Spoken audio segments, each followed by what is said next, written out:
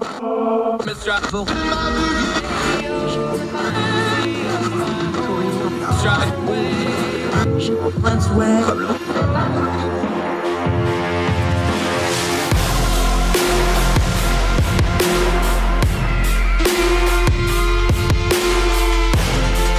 your host, Andrew Donaldson. This is Heard Tell. Welcome back to Heard Tell. I'm Andrew Donaldson. Thank you so much for giving us the most precious thing you have, your time, as we try to do what we always do here. Turn down the noise of the news cycle, get to the things that matter, try to skip the things that do not matter, and try to discern the times we live in as best we can. Right after election, like we just had, it's a little hard to discern things. So let's talk about that for a second. You know, the blame game is what's really popular right now. Everybody wants to blame on the Republican side who's at fault for what happened. Of course, here's the thing is if you step back from a minute and observe the blame game, you can actually learn a lot from the blame game, like who's blaming who for what, because it tells you their motivations and it tells you where they're coming from. For example, folks that are saying, well, candidate choice doesn't really matter, the quality of candidates, that doesn't matter. And it's funny, those people are the people who were pushing really bad candidates that were not good candidates. So, of course, they don't want that to be the blame because that means it's their fault. What about the people blaming the higher-ups? Well, it's Mitch McConnell's fault. Well, it's Rick Scott's fault. Well, it's whoever's fault for not doing so and so and such and such. Well, those folks have motivations too. Maybe they do have blame. If you're in leadership, of course you have blame. But they also have agendas because now they're all positioning for the next election. A lot of people want to blame former President Trump. I'm in that party too. I think a lot of this was his fault. Folks are fed up with it and the way he's been conducting himself. So, but that's not an unbiased opinion. I think it'd be bad for the country if he runs again. He's going to, by the way. He's supposed to announce any minute now. But we'll see what happens there. But folks want to blame Trump because they have things. The blame game tells you a lot about people because who they are blaming usually has a lot to do with what they thought prior and whether what they thought came true. Now, everybody gets things right and wrongs in elections. We got a lot wrong in this election. We got a few things right in this election. There's nothing wrong with just admitting, hey, I wasn't right about that. I didn't have information I needed. The new information has come out and we need to all adjust to it. So let's adjust to the information as we have it. And a couple of things we all need to learn out of here. Number one, candidate selection matters a lot. It matters more than just about anything else. If you run a bad candidate, you deserve to lose the race. Period. End of discussion. It doesn't matter if the other candidate is just as bad or not. You don't deserve to win. A lot of the other stuff in politics doesn't matter if you run a bad candidate, especially if you run a crazy candidate, a wackadoo candidate, or a candidate that's clearly unfit for office. If you parachute in a celebrity candidate who has no qualification for office other than they're a celebrity that's being parachuted in, get ready to lose because you deserve to lose. And even if it works, doesn't make it better. Quality in your candidates matter. Elections are all still local. Don't just show up with a national narrative or a big name endorsement and expect yourself to win. You have to reach people, especially these House districts, especially Senate races, even though those are statewide. You better dovetail your message to the local folks and the state folks in these races if you want their support. You can't just talk about national issues because the nationalization of the media and the nationalization of fundraising means it'll pull you away from the things that may actually matter just to them and maybe not to the rest of the country. So you end up making your donors happy, but none of the voters get disconnected from your message. So that's something everybody needs to learn. And also something we need to learn is we may need to throw out the old playbooks a little bit. Yes, cyclically and historically, this should have been a great time for the Republicans. And I think the Republicans lost this election a lot more than the Democrats wanted. But let's look where we're at right now. The Democrats are going to keep control of the Senate. They may get it by 51 votes, depending on how the runoff in Georgia goes. The House is now being called by NBC News and other. It's going to be somewhere around 219 to 216. That's a razor-thin majority for whoever becomes the speaker, if it's Kevin McCarthy or somebody else. This forthcoming Congress is going to be a hot mess of infighting, especially since we're coming up on a presidential election year, which who knows for the Republicans what that's going to entail. A lot of people are saying there's going to be a Republican civil war. I don't know if it's going to get to that. We know Trump's probably going to run. It's going to be a big hot mess, and they don't have a single vote to spare going into anything. And Kevin McCarthy, if he becomes the speaker, is not going to have a good hold on his caucus. We'll see what the Democrats do if Nancy Pelosi comes back again. On the Senate side, of course, Mitch McConnell, is he going to be able to hold on to his position? He can if he wants to, but he's going to have his hands full. He has people like Rick Scott, who should be shouldering a lot of the blame, trying to transfer it over to Mitch McConnell instead, who jumped in and tried to save some of these races as best he could. But the old playbooks maybe don't apply as much now. The world's changing a little bit. Folks are more informed than ever. Folks are in an economic situation they're not usually accustomed to. And mostly, this may be the most important part, big picture. If you step back and you just look at it, folks are tired of chaos. Folks don't want more extremism. Whenever the extremism got on the ballot, for the most part, it lost. The loudest screeching voices lost. In tough times and turbulent economies and things like this, the more crisis is around, the more people want steady. They want dependable. They want reliable. And if you start putting wackadoo on the ballot, or you put celebrity candidate on the ballot, or you put election denialism on the ballot, or you put wackadoo craziness on the ballot, you're going to lose. Get to the kitchen table issues: economy, people's cost of living, their future, their children's future, the country's future. That's where the middle of the country is. And here's the thing. It's very apparent neither political party can win with just their base. There's going to be a lot of calls on the Republican side that, well, we need to write off the country and just stick to your base. Well, you'll never win another election again, because that's not how it works. Whoever wins independence and gets a little bit of crossover vote wins national elections. It's just that simple. It's so boring, people don't want to talk about it, but it's just the truth. President Biden won because he got some independents and he got a few crossover votes because people thought he was not Donald Trump, and he won. Donald Trump won because he got independent votes and some crossover votes because he was not Hillary Clinton. This seems to be a pattern that's forming here. Will it hold up again with President Biden running maybe against President Trump again? We will see. But the truth is, if you can't reach out, you can't bring other people in, you're not going to win. And you can't do that running crazy, running lunatics, and running outsiders who people locally are going to see as just that, somebody airdropped in to try to win an election. I doubt these lessons get learned, because there's a lot of money in doing it the other way. But if you really want to learn the lessons, it's not just in the politics and the policies. It's in all those items right there. Pay attention to the local elections. Elections are still local. Candidate quality matters more than just about anything else. And turn down the noise and get to what really matters in elections. Having good candidates on the topics at hand, running good, clean campaigns. You do anything else, if you lose, it's on you. More Heard Tell right after this.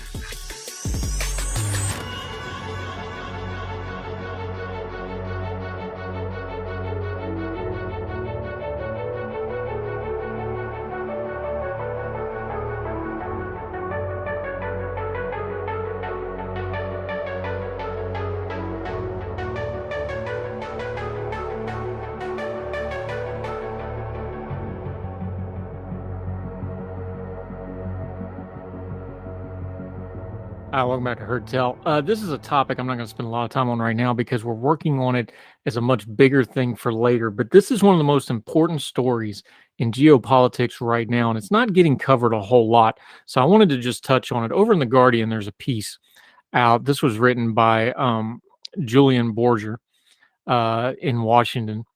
But here's what's happening. I'm going to summarize a little bit. I'll link to the piece. Please read the whole thing. It's really good. India is about to surpass China as the most populous nation on earth. Now, why is this important? It's important on a couple of levels. One is, of course, America's great economic foe in the world right now is, of course, China. China has some built-in advantages economically the last few years. One is they have a communist dictatorship who completely controls their country and can dictate how their economy functions to a great degree, to the most minute detail. They have a 700 million strong workforce, and that communist dictatorship allows them to greatly control that workforce to be very productive.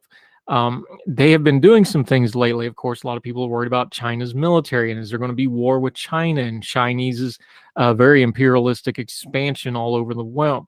They're trying to export their influence worldwide for a lot of reasons. There was recently a picture over the weekend of Xi Jinping and his higher level folks all in military fatigues, and folks went, "Oh, is this what?" Listen, everybody, calm down a little bit on one thing. Yes, China's a dangerous foe, but projecting military strength to hide your weaknesses is the oldest trick in the dictator playbook. We just learned this watching Russia, where they have been pounding their chest about how great their military is for years and years and years. And they've been getting their butts kicked all over Ukraine for the better part of 9 months now. And we found out they were a paper bear.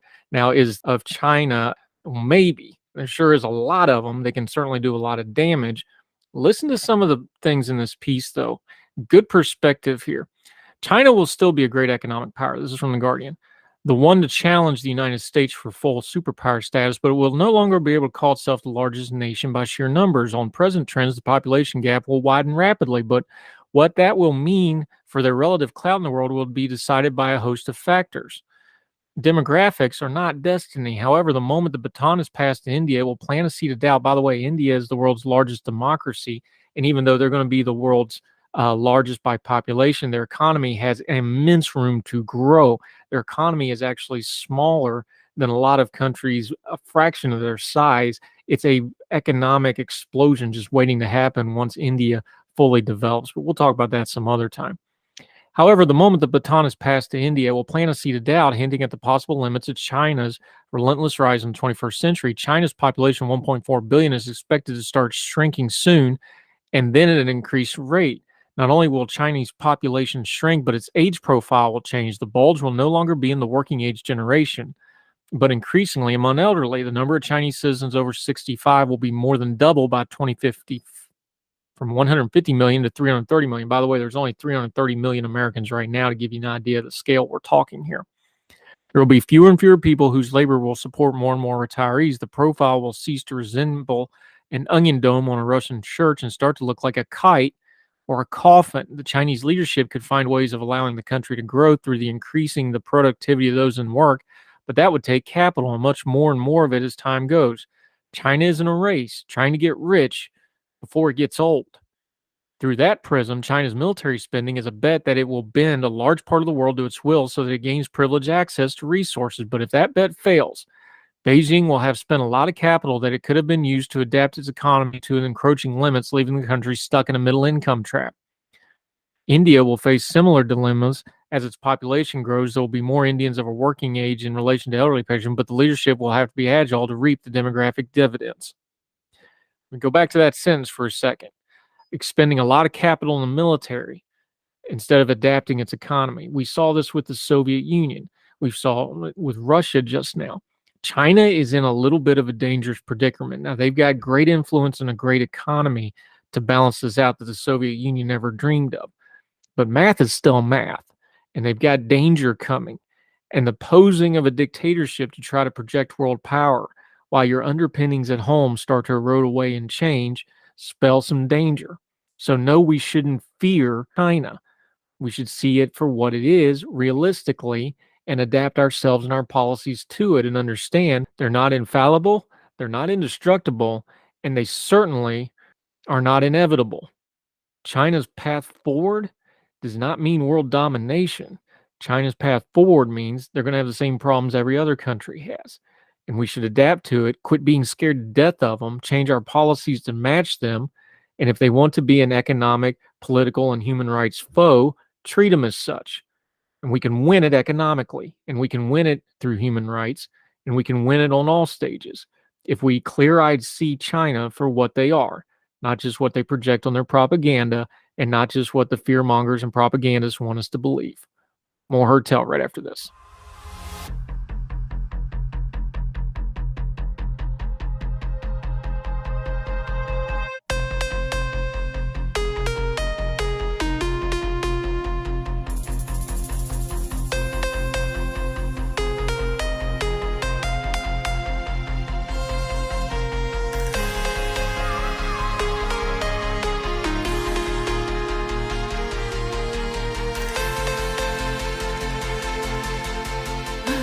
Welcome back to Heard Tell. We're going back over to the UK because enough of our hot mess. Let's go make fun of somebody else's because it'll make us feel better about ourselves, America. We go to our friend in the UK, Lettice Bromovsky. Love having her on, another one of our great Young Voices contributors. She has been doing so much UK media. I can't even link to it, but I'm going to link to her Young Voices page. You can go look. She's all over the place over there. You're a superstar, my friend. Look at you. Thank you, Andrew. Thanks very much. And I'm delighted to be back on again. So here's the thing. We had planned on after our midterm election, I was going to bring you on and we were going to do a first 90 days of Liz Truss thing. Yeah, exactly. Whoops. Yeah, I mean, that was shambolic to say the least, I would say. She was in there. She is the shortest prime minister that we ever ended up having in there. And it all really just came crashing down around her. And I mean, I'm not going to come out and defend her in any way, but the mini budget of hers came out and it just sort of exploded back in her face. But I would argue, and from my beliefs, it wasn't because of the contents of it. It was the way and the lack of communication that she came through with that. And from there, she just couldn't quite get it back at all, really. She had everyone kind of against her. There were just too many issues. She then had to backtrack on her 45p rate of income tax rate. She was going to cut it to 40p, sorry. And she had to backtrack on that. And then she had to fire her Chancellor of the Exchequer. And then another person came in and he basically just sort of changed it all around and went back on a lot of her promises from the election. So then the people who had voted her in felt betrayed and the public were angry. Her own house was angry. And yeah, it just fell apart from there, really. Yeah, it was remarkable to what we now have some perspective on it. So there's a couple things here. When we had you on both during the electoral run in the party and then when after Liz Truss came into power, we talked about this. The whole dynamic of that party election was Rishi Sunak had the backing of the MPs. She had the wider party, and it switched once it went to her. It is very apparent the MPs never really backed her. Now, she walked into a lot of that with her own mistakes, and that didn't help any. But it's just very apparent she pretty much didn't have a chance from the go because those MPs were never really behind her for it to fall apart that fast. So that leaves us to Rishi Sunak. He had the support to get into power. We're about 3 weeks in right now, almost 4 weeks. He's going to clear the 45-day mark, low bar, I know. But getting elected into power and then getting support once you're in power is two different things. Does he have the support he needs to function, not even succeed, because we know it's still an uphill battle? Is it a functional majority? Is it a functional government right now in the House of Parliament? So as you say on a lot of those points, like it's a very low bar that he's got to clear. And in some ways, he's quite fortunate in the fact that anything he does is being compared to Liz Truss's very short premiership, which did nothing really seem to go very well in that. So anything he sort of does seems to be on the up. He also did have the majority of MPs supporting him. The issue he has right now is opposition parties saying that he hasn't been elected by anyone to be in that position. So Liz Truss at least was elected by party members. Boris Johnson was elected by the public to be in there, you know, had the greatest mandate they've seen for 3 decades. Rishi, on the other hand, hasn't been elected by anyone except the MPs. So when he came in, it was said that if he was the only person running, we had this whole debacle about whether Boris Johnson would make a comeback at this point. And it said they made a very tight deadline. They only had a week to get 100 MPs to support them. If you didn't have 100 MPs, you couldn't go forward and win the leadership to be in it. And if only one person went forward, it wouldn't go to the membership at all. And instead, that person would be, you know, crowned Prime Minister of the UK. And that's what happened. So Rishi was the only one who got 100 MPs to support him. So he did have the backing. And in fact, at the end of it, he had something like 160 MPs supporting him, which is over half of the MPs needed. What's happening now is he's under a lot of pressure to do something but essentially not do anything too quickly, if that makes sense. So Liz Truss came out and she did everything really quickly, too quickly, that she didn't bring the public along with her. People need change. We're in this cost of living crisis. We've got a prime example of this is COP27, which happened just a few weeks ago, maybe just last week, actually. And he said he wasn't going to COP because he had too much to handle back home in the UK with the cost of living. And people were obviously slightly annoyed about this, but some people were on side. You know, there were pros and cons on both sides of the argument for going.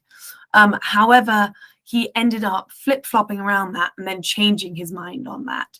And that was something that he's been heavily criticized for. That was this sort of first U-turn essentially in this, whereas you need to be able to go forward, whatever you choose to do it with confidence and do it with conviction and bring people along with you. He ended up going, again, that's completely fine, but it was a perfect example of he's still on unsure footing of where he stands on a lot of these things. He was a Chancellor of Exchequer. He might not know very strongly what his environmental policy should be. And so he's kind of unsure going forward. Part of that too, and you just touched on it. Look, this stuff is optics, especially after, the flip-flopping or the U-turn, as y'all call it. We call it flip-flopping over here. The back and forth stuff just kills you optically. It killed Liz Truss. As soon as she started backtracking, the policy doesn't even matter. Once that just looks so bad, you're done. There's another optical problem looming for Rishi Sunak right now, and it comes with his cabinet and his ministers and his appointees. Look, things don't happen in a vacuum. They happen in a sequence, so we got to back up.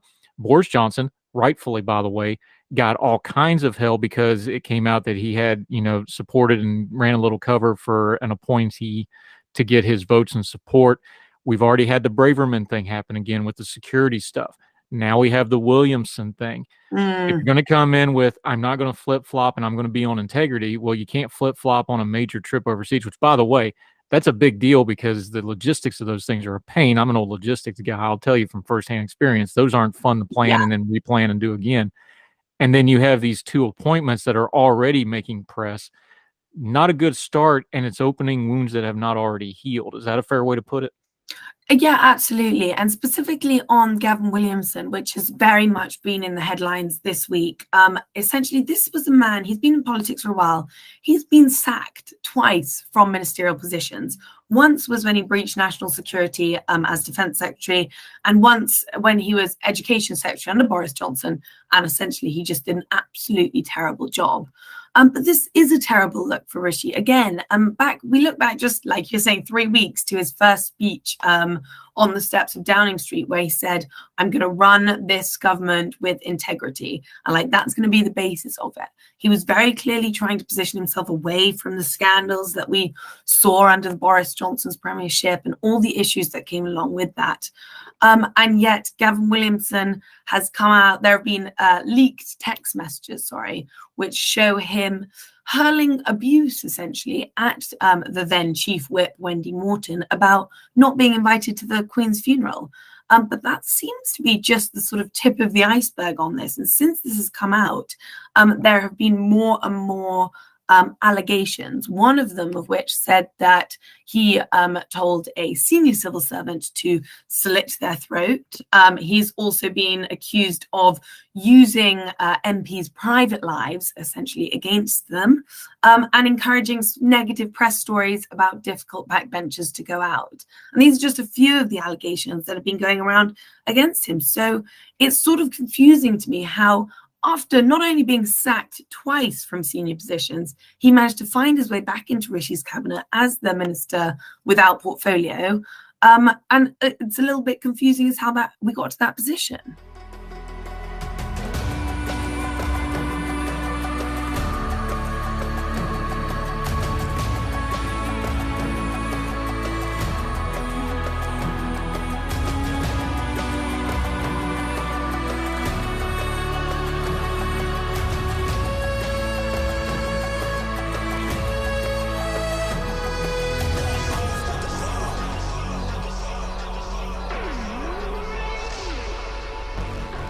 Not good. Here's another bubbling problem that got left over, and this one hasn't gotten as much coverage, at least overseas, and frankly, not too much in the press over there.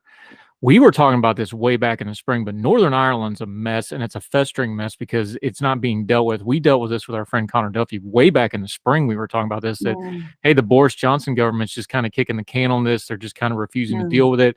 We know about the Sinn Féin elections. We know about the problems within the union folks up there. Rishi Sunak needs to deal with this. I know he's got all this other crap going on, but this is something that he's just going to, this is a grenade with the pin pulled if he ignores this. He is going to be meeting with Michael Martin. That's been arranged now. That got announced recently. The EU seems like they're actually going to be somewhat helpful here instead of fighting them like I know the Brexit stuff taints that, but it looks like they're going to set that aside and go, okay, we're going to help you fix this. This isn't getting pressed, but this is a very big deal and a very big potential problem for this administration, isn't it? Absolutely. And this, as you're saying, has been a problem that has been persistent for a good few years now. In 2017, Sinn Féin actually refused to come back to the executive for 3 years over a green scandal that was going on at the time. And then also there was COVID in the middle of this. And then we've now had 8 months of the DUP refusing to go back to the executive. Not just for, the people of Sinn Féin, but these businesses, people need decision making. The health service, the Northern Ireland has actually the longest waiting times out of the whole of United Kingdom for waiting times to see a doctor. They've got all these problems that are persisting, which might not be resolved from just getting them back into the executive, but it would certainly help to ease these problems. Chris Heaton-Harris, who is the Northern Ireland Secretary, has come out and he is, it feels almost as though he is opposed to calling another election. Calling another election right now would cost the government £6.5 million. So, and considering they only had one, a few short months ago, it seems like the wrong step to be going in when everyone's in a cost of living crisis, everyone's financially struggling, and realistically having another election, it wouldn't change necessarily the result. So what we have right now is the DUP have 25 seats and Sinn Féin have 27 seats. So there is very much power sharing going on at the moment. And what they found from the last election was that actually the DUP lost votes, not to Sinn Féin, but to their more right-wing sort of sister party called the Unionist Voice, the TUV, the Traditional Unionist Voice, and so they were actually lost about 60,000 voters to them, and likelihood is that they could get a few more back, but it's not going to change the balance that's currently in place there. But you made a really important point, which I want to touch on, is that Northern Ireland is not feeling in any way respected or appreciated, you could say, by the rest of the United Kingdom. Boris Johnson once said that over my dead body would we have a border in the Irish Sea. And yet that's exactly what we have right now. Things like steel has a tariff of 25% when it's coming just from England into Northern Ireland. We're meant to be one country here, and yet they've got massive, massive tariffs, which makes it much more difficult to build schools, to build houses, hospitals, you name it. All those things are going up in price alongside the cost of living crisis that we're seeing, meaning it's just so much more difficult to do anything. So Rishi actually is in Blackpool. He was there today, as you said. He's meeting with the Irish Prime Minister. And this is the first time that the Prime Minister has gone to the British Irish Council, which is what the meeting he's at the moment is called, since 2007. So it's been a very long time. And at this council, there are representatives from Wales, Scotland, Ireland. So it's very much about bringing them back together. But it's going to be hugely important to what they do next, because Northern Ireland is not feeling appreciated for what it does. And what's currently in place is just not working. Lettice Bromovsky breaking down a whole lot of territory here, more territory to go. You just touched on this as part of the Northern Ireland mess, is what do they do with the National Health Service? Y'all got a pending nurses strike, it looks like. This is really a mess. This is, here we go again. Problems with the NHS has been brewing for a long, long time. There's some real nuances here that we just can't get into, like, the actual unions themselves. It's almost a 50-50 split. There's legalities on what kind of a strike it really would be. It's not going to be all the hospitals. It does look like it's going to involve St. Thomas's, which those of you that aren't familiar with London, if you've got the real prime offices in Westminster, you're looking across the river at St. Thomas's. So that's going to be nice and high profile for the MPs. What do we do with this? We know we've dealt with a rail strike on and off pretty much all summer and fall over there. This could get ugly in a really big hurry. Yeah, and I think the initial feeling is that this is slightly more pressing than perhaps a rail strike. You know, if our nurses are all striking, what happens to all of those people who are unwell? There is a clear systemic problem within the NHS, and that I think is known by a lot of people. It needs reform. The nurses are currently going on strike, and they're asking for a 17% pay rise. So inflation at the moment is around 12%, and they're asking for 5% more than that. But that is a phenomenal pay rise on top of, you know, what you're earning at the moment. And quite frankly, we're not sure that that would be affordable to come straight out of the government purse. What we're seeing is that the NHS right now is where the reform needs to be, and all the money that's being funded into that. You know, the NHS by no means is underfunded, and so there needs to be reform to find the money within the NHS to then be given to these nurses for an additional pay. We need our NHS to work. You know, it's not going to get any better by losing any of this workforce. We've got 8 million people on waiting lists at the moment for services across the UK. Today, actually, there's came out that the average waiting times for ambulances have reached their highest ever. You know, these are things we need to make the NHS more sustainable. And I think actually, usually I'm entirely opposed to striking, and I'm entirely opposed to striking now. But I think that NHS nurses do potentially need a pay rise. There was that in the pandemic, they asked for a pay rise. So this sort of 17% hasn't come out of nowhere. And they have been asking for one for years. And in the pandemic, when they were working throughout that and working really hard, they were offered what I thought was a bit of a snub, a 1% pay rise after everything that they had done for the country throughout those years. And I think that, you know, we want to be getting the best people in there. A bit like I feel the same actually about politicians' pay salaries. I think they should be paid more. We want the best people in there that we can. Last year, the UK lost 40,000 nurses just leaving the industry. That's not sustainable. We need to get them back in. I think maybe a bit of a pay rise would be the answer here. Yeah, Lettice Bromovsky joining us. To be fair, we're about to have ourselves a rail strike here in America too, so it's not just your issues.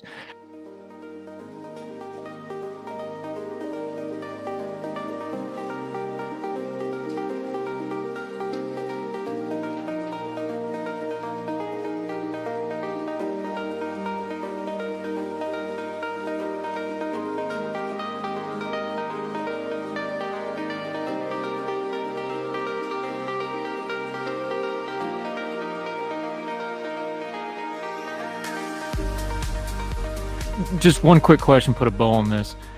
You know, every election, it's what do you do with the NHS? We hear it every time now. Have we gotten to the point in the UK where it's just such an unmanageable beast? It's so big, it's so important, you can't unintegrate it. Is there some kind of a actual management problem with how the government deals with the NHS besides the politics? Because now it's just everybody talks about it and the problem goes down the road. Well, some point it's not going to go down the road anymore. I know that's a really big question and a really big problem long term for the UK, but at some point somebody's going to have to address this because this is unsustainable right now, isn't it? Yeah, you make such a good point, and that's sort of exactly it, is that no one can reform the entirety of our health service within one 4-year stint within office. And so in so many ways, everyone does this sort of tinkering around the edges of the health service and pushes it down, being like, in case someone else comes into power, it won't be our issue. Whoever's next, it won't be our issue, kind of thing. And it does take, and it's going to take a lot of strength of a government, particularly maybe one right now when they've got such a high mandate, to really go in there and reform it, get rid of all the paperwork, the bureaucracy, the waste that's going on.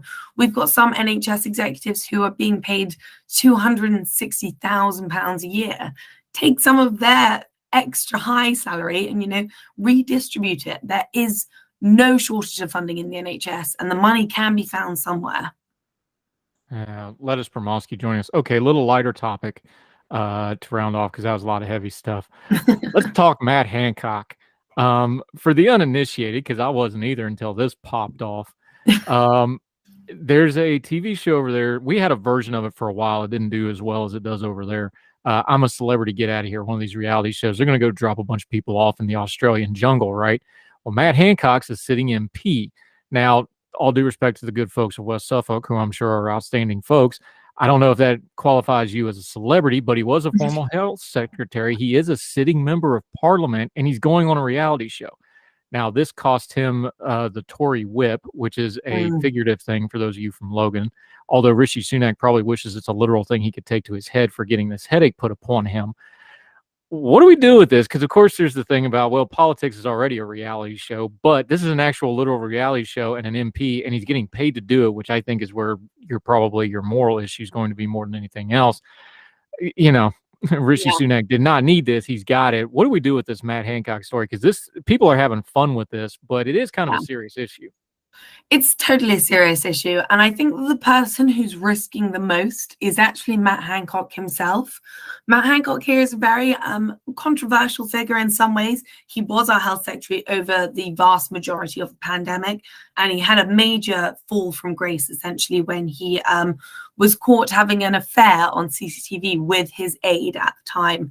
And this was also a time when he had implemented a rule that said you cannot be within 2 meters of anyone to stop the spread of COVID. There he was in his office at work, caught, and it was a horrendous, and it was all over the front pages, this affair that he was having. He resigned then in 2021, and, like most people you would expect, that would be the end of him.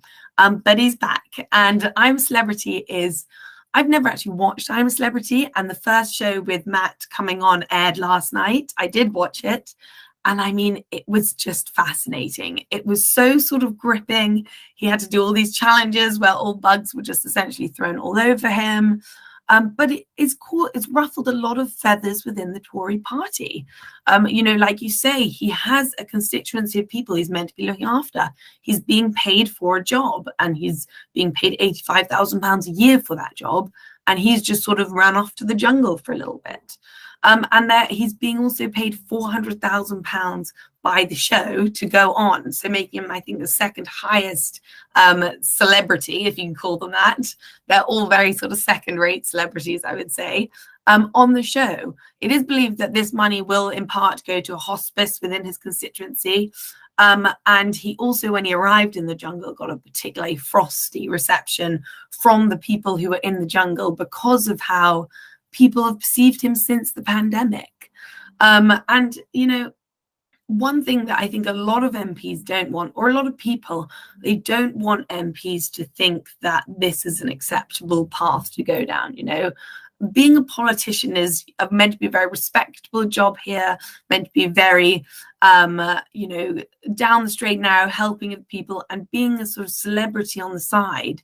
That's not really what the job's about. But as you say, Boris Johnson was essentially this comedic person throughout his entire premiership. He was putting on his own show. He was making the entirety of government seem like some sort of reality TV show. And so isn't this sort of just part of our normal lives at this point? Well, you can't say he's camera shy after the CCTV footage, but I think there's a debate to be had there. Yes, it's a reality TV show. Yes, newstainment is a thing. We're doing it right now. We're doing news and stuff. We're trying to make it entertaining at the same time because we don't want to be boring about it. So there is an entertainment thing to it. I think when you start getting paid for it, I think when you do it to deflect from a scandal, I think when you do it at a time of crisis, which I don't think by any definition of the world, you couldn't say the UK is having a political crisis, that every member of parliament should be spending every waking minute dealing with the economic and political turmoil right now, and you're out in Australia. Timing's a lot of this. Yeah. Next week, actually, Rishi Sunak has his autumn budget coming out, and people are sort of saying he should be here for this. Parliament is currently sitting, and this is a very important time. The last mini budget by Kwasi Kwarteng and Liz Truss, we saw how badly that went down. This is a very tense moment for the government, and that is part of the reason why he's had this whip removed from him. They think it's unacceptable, and whether he'll get that back, that's only time will tell, kind of thing. Yeah, we'll see what his constituency in West Suffolk think of all this next time we have an election. Exactly. Speaking of which, the general election stuff has tapped down a little bit, which we kind of knew that was going to die off. They weren't going to do a snap election after that hot mess. Nobody really wanted to do that, except maybe Keir Starmer. Yeah. going forward into the new year, because the way you just mentioned, the way the calendar sets up for the way Parliament does things, we're going to have another budget fight here in about a week. And then you're going to be getting into the holidays. Things should settle down a little bit, but you'll have all that economic news through the holiday season. The first of the year is lining up to be very, very turbulent. What should we be looking for as outside observers? Give me one or two things, kind of guideposts to check in on the Rishi Sunak era.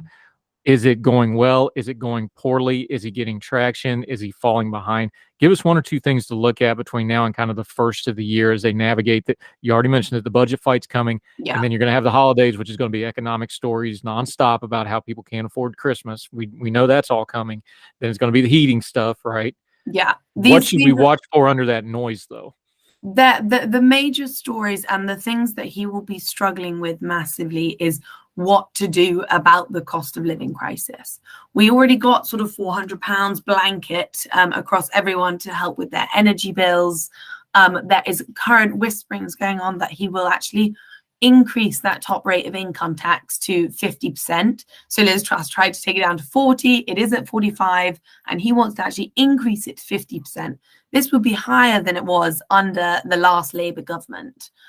There is also the fact of a windfall tax that he's hoping to put in place. There's been a lot of conversations going on about the environment, as we were saying earlier in the podcast, that there was this COP27, which he ended up going to in the end. They reinstated the ban on fracking that Liz Truss had removed. And now he's expected to be putting in a windfall tax on a lot of these high companies. So if we take Shell, for example, they last year recorded a profit of £30 billion. So absolute massive profit. And yet none of this seemed to fall under the windfall tax that we have at the moment.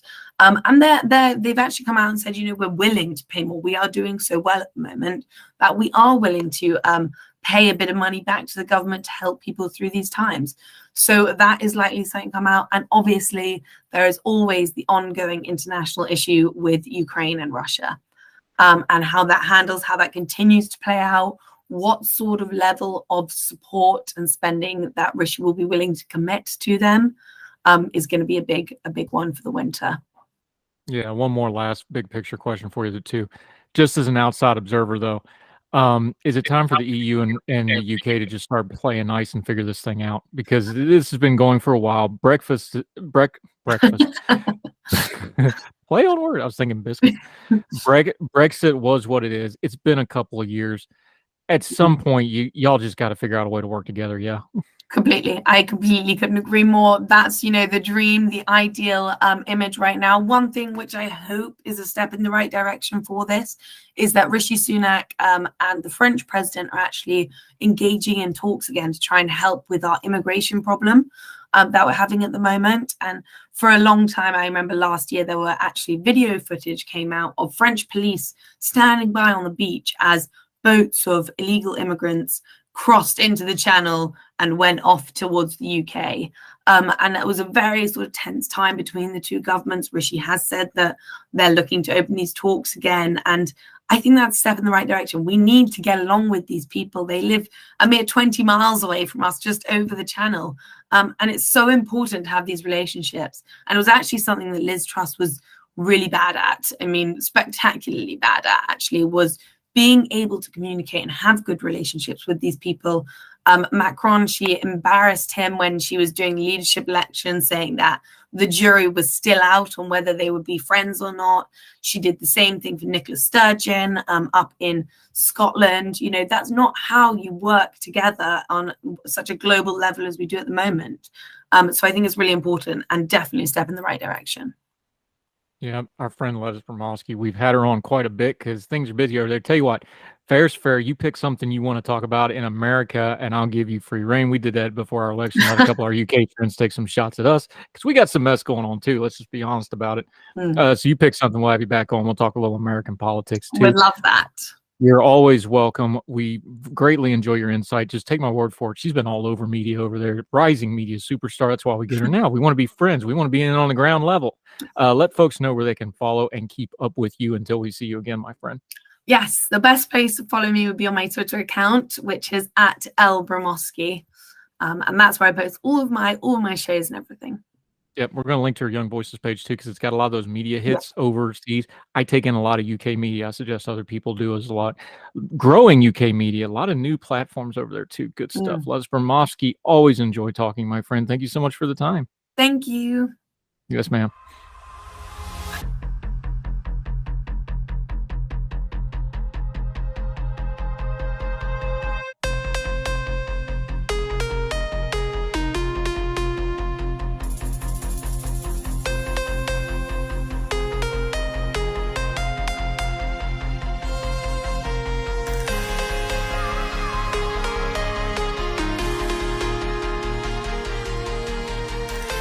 Welcome back to Heard Tell. Let's end on a good note, shall we? Let's go out to Ohio.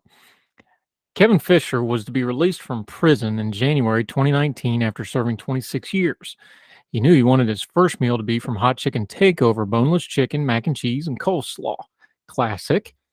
What gravitated him towards the restaurant more than anything was what it stands for. During his sentence, the founder, Joe DeLos, came to speak to him and fellow inmates about how the company has an equal employment policy and welcomes those who have faced incarceration, drug addiction, or homelessness as employees. Fast forward a few years later, Fisher leads at one of the restaurant's location, Bloomberg reports. Initially started as a dishwasher, the 60-year-old climbed his way to become a general manager at Hot Chicken Takeover's Columbus Crew Stadium location. That's the soccer team up there, for those of you from Logan. Back to the piece. All a person wants when they get out is a chance at life, Fisher said. I told Joe before, Hot Chicken Takeover changed my life. He always says you can change your life and makes me sit back and think, I did it. But I always can say it's with the help of Hot Chicken Takeover. DeLos's intention behind founding Hot Chicken Takeover was to combat the lack of career opportunities that individuals such as Fisher faced. With 7 locations and 3 upcoming ones, the outlet notes that almost 40% of its 172 workers have come out of the justice system.